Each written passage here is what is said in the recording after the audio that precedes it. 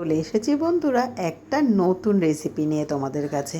সিম খেতে খেতে বোর হয়ে যাচ্ছি, সিমের অনেক রেসিপি করেছি, তো আজকে চলো আর একটা নতুন রেসিপি করছি, মাথায় এলো।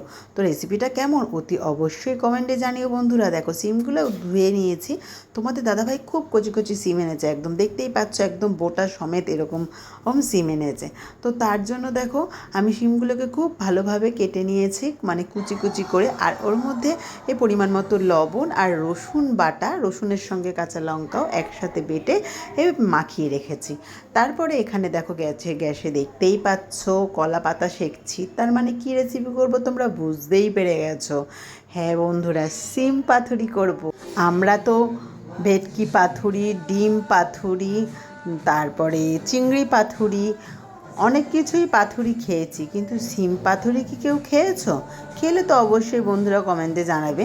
আমি খাইনি, তো আমি এই রেসিপিটা আজকে প্রথম করলাম।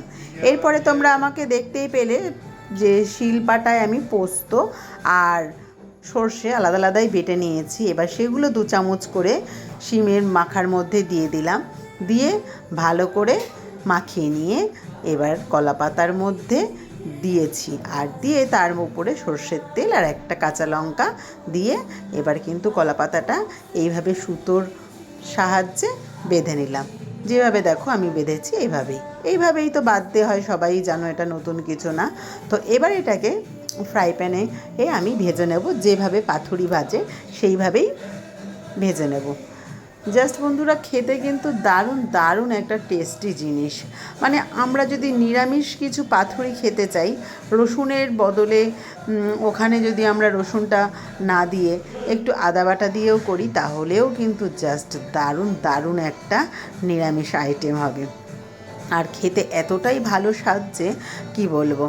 তো খেতে খুব ভালো লেগেছিলো, যা করি সেটাই তো ভিডিও করি, তো খেতে খুব ভালো লেগেছিলো বলেই কিন্তু তোমাদের শেয়ার করেছি এই সিম পাথুরির এই রেসিপিটা। আর দেখতেই পাচ্ছ ফ্রাই প্যানে এবার আমি তেল দিয়ে দিয়েছি, আর এবার পাথুরিগুলো এভাবে দিয়ে আমি ওলট পালট করে ভেজে নেব। এই যে পাথুরিগুলো আমি এইভাবে ওলট পালট করে ভেজে নিলাম। ব্যাস আমার পাথুরি কিন্তু একদম রেডি, একদমই টাইম লাগে না, ঝটপটি কিন্তু খুব তাড়াতাড়ি হয়ে যায় পাথুরি। আর গরম গরম ভাতের সাথে জাস্ট কিন্তু ওয়াও বন্ধুরা, ওয়াও। তো আমার রেসিপিটা একবার তোমরা ট্রাই করো আর আমাকে কমেন্টে জানিও আমার এই রেসিপিটা তোমাদের কেমন লাগলো। তো চলো টাটা, এখানেই আবার নতুন কোনো ভিডিও নিয়ে তোমাদের কাছে চলে আসবো। আর তার জন্য একটু বেশি করে বন্ধুরা আমার ভিডিও একটু লাইক কমেন্ট শেয়ার করে দিও।